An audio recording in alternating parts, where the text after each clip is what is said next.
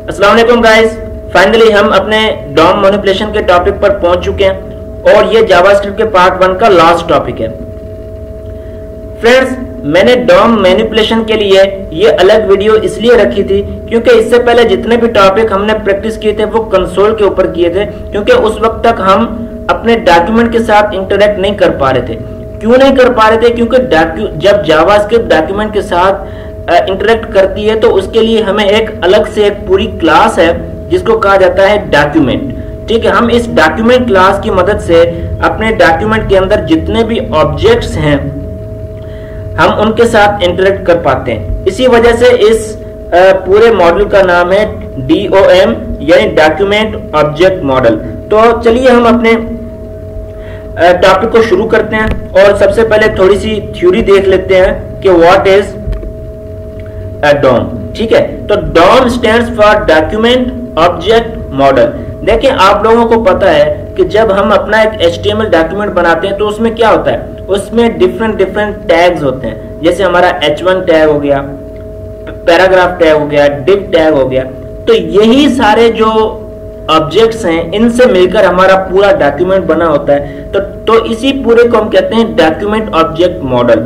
ठीक है, अब आपको फर्दर प्रैक्टिकल में प्रोसीड करवाने से पहले मैं ये दिखाना चाहता हूं कि प्रैक्टिकली जावास्क्रिप्ट जो है वो HTML के साथ किस तरह से कोलैबोरेटिवली काम करता है। आप अगर यहां पर आ जाएं और यहां पर हमने क्योंकि देखें index.html को यहां पे ओपन किया हुआ है, तो index.html में हमारे पास जो dom.js है वो कनेक्ट है। ठीक है, अब अगर आप यहां पर राइट क्लिक करके इंस्पेक्ट में जाएंगे और यहां पर ये जो एलिमेंट्स टैब है, अगर इसमें आप देखें तो आपको यहां क्या दिख रहा है, आपको यहां पूरा का पूरा वो पेज दिख रहा है HTML का जो हमने अपने VS कोड के अंदर बनाया हुआ। ये देखें index.html, यहां पर देखें HTML है, हेड है, बॉडी है, उसके अंदर मेटा डेटा है, फिर बॉडी के अंदर हमने एक स्क्रिप्ट लगाई हुई है। ये पूरा का पूरा जो स्ट्रक्चर है वो आपको यहाँ पर दिख रहा है। ठीक है, जिसमें आपको ये भी दिख रहा है कि हमने स्क्रिप्ट टैग भी लगाया हुआ। तो ये एग्जैक्ट वही चीज है। अगर आप यहां पर H1 लगाते हैं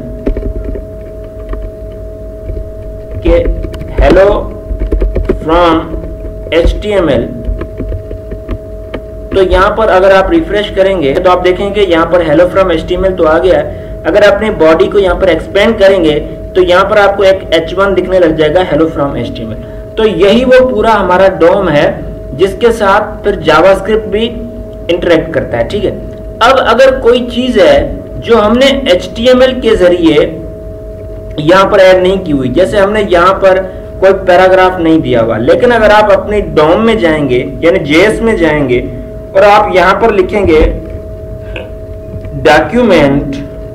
ठीक है, अब डॉक्यूमेंट एक पूरा क्लास है जिसमें आप अगर लिखेंगे राइट डॉक्यूमेंट डॉट राइट और आप यहां पर लिखेंगे हेलो फ्रॉम जावास्क्रिप्ट और यहां पर आकर रिफ्रेश करें तो देखें यहां पर हमारे पास आ गया हेलो फ्रॉम जावास्क्रिप्ट। और आप यहां पर आकर देखेंगे तो स्क्रिप्ट के अंदर क्या आ गया, हेलो फ्रॉम जावास्क्रिप्ट। हालांकि अगर हम अपने HTML के अंदर जाएं तो यहां पर तो कुछ भी नहीं लिखा हुआ हेलो फ्रॉम जावास्क्रिप्ट। तो जावास्क्रिप्ट ने क्या किया कि हमारे डॉम के अंदर उस चीज को ऐड कर दिया। HTML डॉक्यूमेंट के अंदर चाहे हो या ना हो, लेकिन ये जो डॉम है जो बैकएंड पर काम कर रहा है वहां पर वो उसको जरूर ऐड कर देता है। ठीक है, अगर आप यहां पर इसको ऐसा करेंगे कि आप इसको कहेंगे कि भाई इसको H1 बनाना है और यहां पर आकर इसको क्लोज कर दें,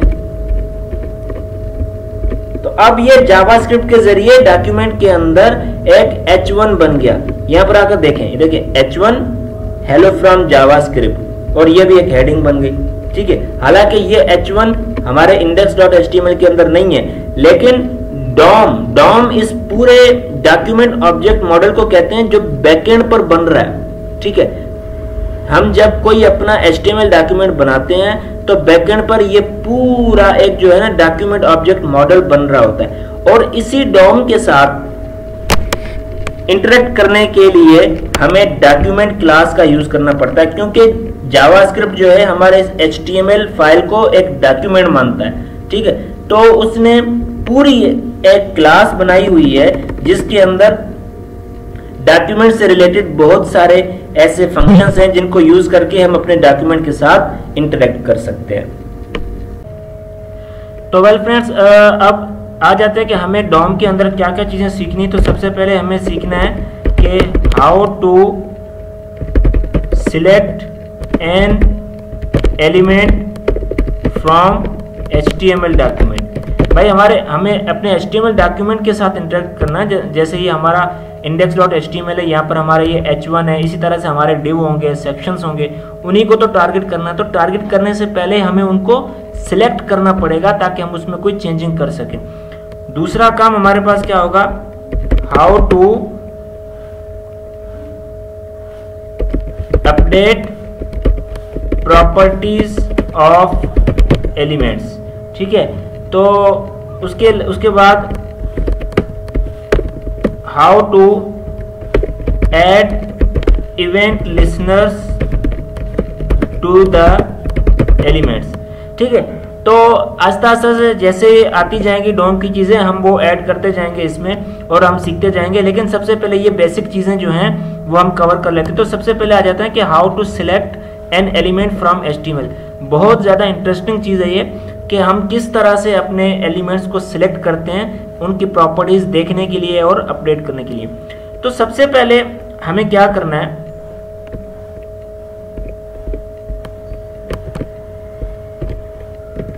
सिलेक्ट थ्रो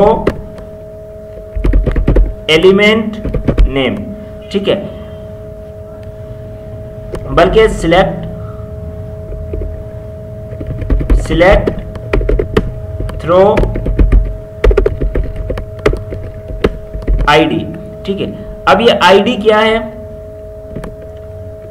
जो हम अपने HTML डॉक्यूमेंट के अंदर जब हम कोई चीज बनाते हैं, जैसे हमने यहां पर ये H1 है, इसके अंदर हमने ID लगा दी माय हेडिंग।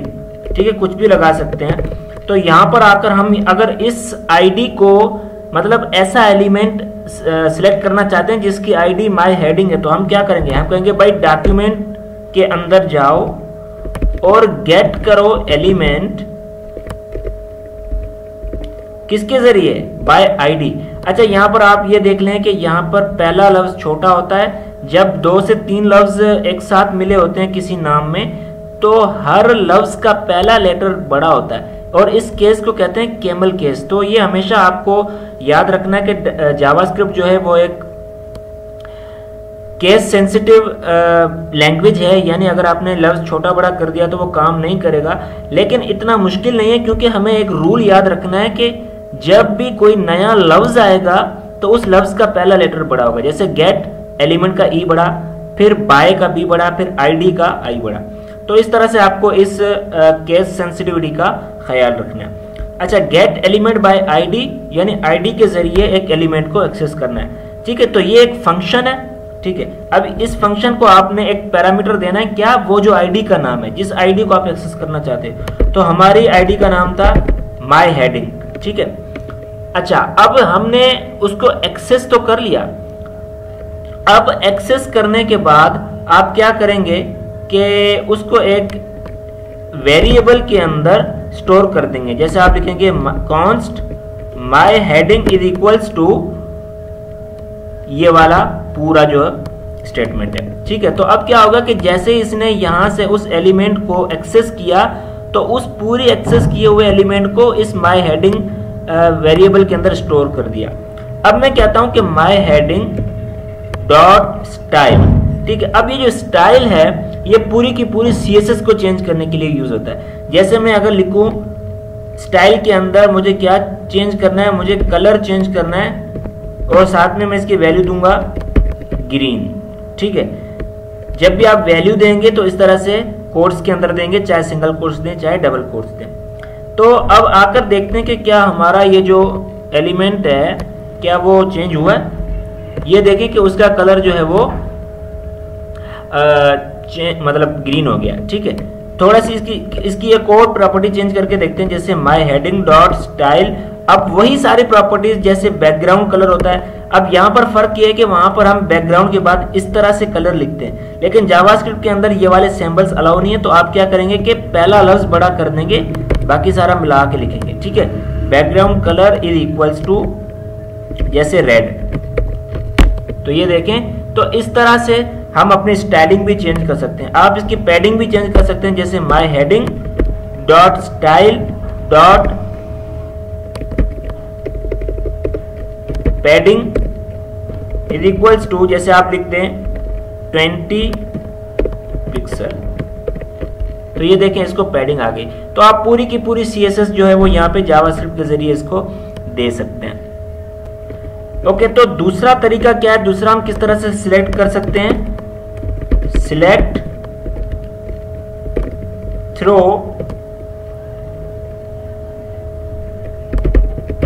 एलिमेंट या टैग नेम।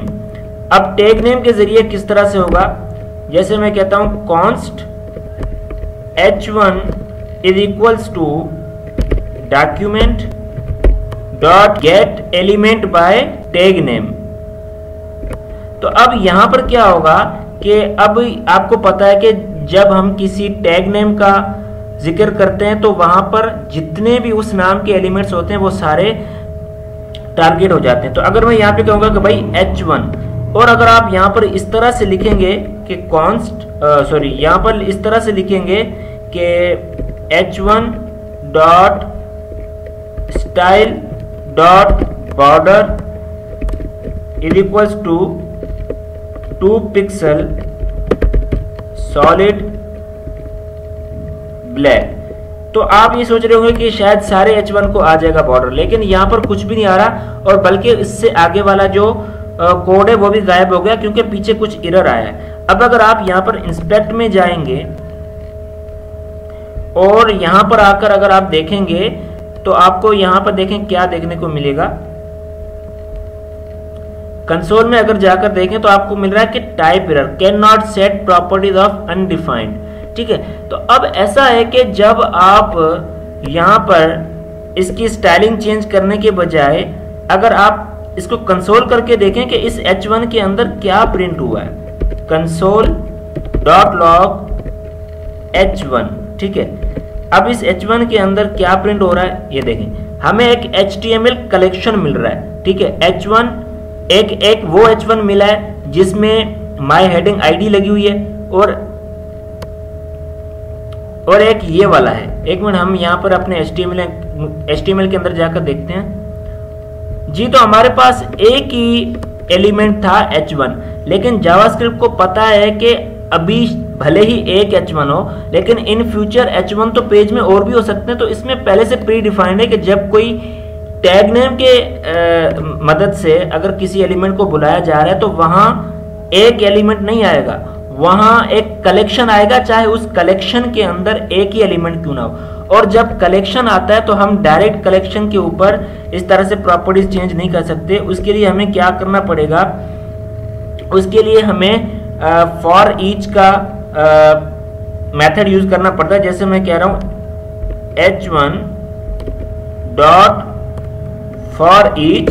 ठीक है, तो अब ये क्या कर रहा है कि H1 में से एक अरे बना दिया इसने, क्योंकि H1 जो है वो एक कलेक्शन तो है लेकिन वो एक अरे नहीं है। तो उसने H1 में से पहले एक अरे बनाया, फिर उस अरे के ऊपर फॉर ईच का फंक्शन लगाया, क्योंकि फॉर ईच का फंक्शन सिर्फ एक अरे पे लग सकता है। तो उसने H1 में से खुद एक अरे बना लिया, फिर उसको फॉर ईच फंक्शन लगाया। अब मैं यहाँ पे जाता हूँ। अच्छा, ये जो फॉर ईच मेथड कैसे काम करता है, ये अपने अंदर एक पैरामीटर लेता है एलिमेंट। ठीक है, अब ये एक पैरामीटर है, फिर जितने भी कलेक्शन के अंदर एलिमेंट्स हैं 1 बाय 1 वो इस एलिमेंट के अंदर आएंगे, और यहाँ पर मैं जो चेंजिंग करूंगा एलिमेंट के अंदर वो सब एलिमेंट्स के अंदर होगी। तो जैसे मैंने कहा कि भाई element dot style dot border is equals to 2 pixel solid, मैं रेड कर देता हूं ताकि नजर आए, बल्कि रेड नजर नहीं आने वाला तो मैं येलो कर देता हूं।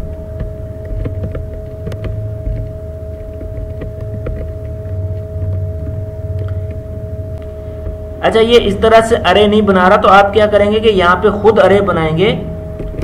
अरे एक क्लास है जिसमें आप कहेंगे अरे डॉट फ्रॉम फंक्शन का यूज करेंगे, जो क्या करेगा इस कलेक्शन में से खुद एक अरे बना देगा। ठीक है, तो अब h1 के अंदर एक अरे बन गया और यहाँ पर अब आपको अरे लगाने की जरूरत नहीं है। तो h1 डॉट फॉर ईच, उम्मीद है कि अब काम करेगा। ये देखें, ये येलो कलर का बॉर्डर आ गया बट दिख नहीं रहा, तो हम अगर इसका कलर थोड़ा सा चेंज कर दें ब्लैक,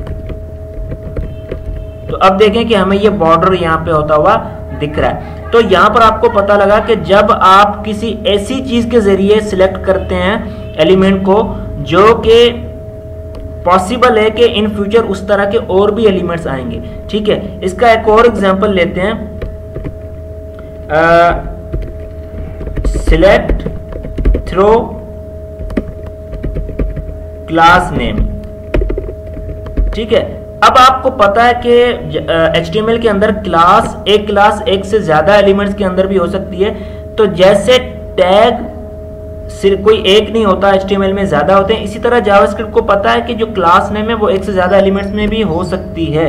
तो इस वजह से वो जब आप किसी क्लास के जरिए कॉल करते हैं तब भी इसी तरह का कलेक्शन आता है। अगर मैं कहूं कॉन्स्ट, अच्छा इससे पहले हम कुछ एलिमेंट्स बना लेते हैं यहाँ पे। जैसे मैंने कहा कि div डॉट माई क्लास। ठीक है, और इस तरह के मुझे कितने चाहिए, लेट सपोज 4 चाहिए। ठीक है, तो देखें अब हमारे पास 4 क्लासेस हैं, तो 4 डिव्स हैं जिसके अंदर सेम क्लास लगी हुई है। ठीक है, तो अगर मैं यहां पर जाकर कहूं डॉम के अंदर कि भाई const my class is equals to, मैं यहां पे कहूंगा कि डॉक्यूमेंट में जाओ और गेट एलिमेंट देखें उसने एस लगाया हुआ साथ, gate elements bye class name. ठीक है, अब ये एक फंक्शन है जो क्लास नेम के जरिए करेगा, तो हमें इसमें पैरामीटर क्या देना है कि वो क्लास कौन सी है। तो वो क्लास कौन सी है,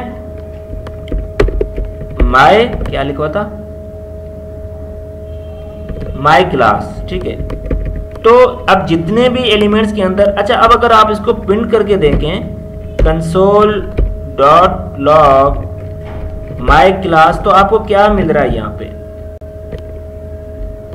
एक दफा फिर इंस्पेक्ट करके देखें।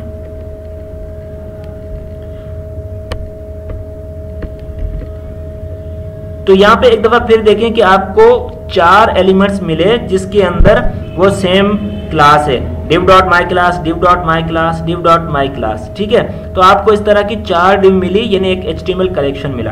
तो जब एक कलेक्शन मिलता है तो आप उसके ऊपर डायरेक्ट चेंजिंग नहीं कर सकते क्योंकि वो एक कलेक्शन है। तो आपको क्या करना पड़ेगा, अरे डॉट फ्रॉम, और यहाँ पे आके ये, तो यहाँ पर अब उस कलेक्शन में से एक अरे बन गया। तो अगर आप लिखें कि my class dot for each, भाई हर एलिमेंट हर अरे को एज ए डिव लो। ठीक है, और क्या करो कि उस div dot style dot height जो है उसको कर दो तुम 50 पिक्सल, और div dot style dot margin is equals to 20 pixel, और div dot style dot background colour is equals to let suppose purple. तो यहां पर देखें कि वो जितनी भी 4 डिव्स थी वो यहां पर आ चुकी हैं और सबको same width, same background, same margin, same properties मिली हैं सबको। ठीक है, तो हमने यहाँ पर क्या किया कि एक क्लास के जरिए जब चीज लाई तो एक कलेक्शन आ गई, कलेक्शन में से हमने अरे बनाया, फिर उन सब चीजों को हमने कर दिया। अच्छा, अब मैं ऐसा भी कर सकता था, अगर मुझे जस्ट फर्स्ट एलिमेंट को करना होता तो मैं ऐसा भी कर सकता था कि इसको कमेंट आउट करके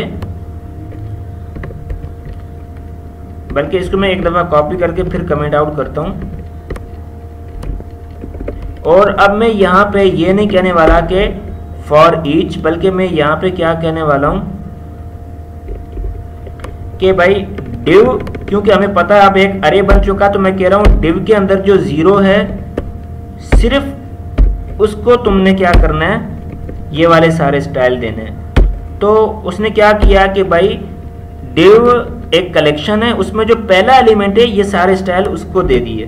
तो यहाँ पर आके देखें, आई एम सॉरी, अच्छा अब सॉरी हमारे उस कलेक्शन का अरे का नाम तो माई क्लास है ना, आई एम सॉरी, तो आप यहाँ पर माई क्लास लिखेंगे, क्योंकि वो जो डिव था वो तो हम फंक्शन के अंदर उसको नाम दे रहे थे, वैसे असल में अरे का नाम तो माई क्लास है ना। तो ये देखें कि जस्ट एक एलिमेंट, क्योंकि हम 0 0 कह रहे हैं कि भाई माई क्लास के अंदर जो 0 इंडेक्स पर एलिमेंट है, यानी जो पहला एलिमेंट है, ये उसके लिए ये करनी है। तो फिर आप चाहें तो उसमें से पहले को कर लें, दूसरे को कर लें, या फॉर ईच करके सारों को कर लें। तो आईडी के जरिए भी हो गया, क्लास नेम के जरिए भी हो गया, और जो है टैग नेम के जरिए भी हो गया। अब हमारे पास एक इंटरेस्टिंग चीज आती है जो हर चीज के लिए यूज हो सकती है, सिलेक्ट थ्रो क्वेरी सिलेक्टर।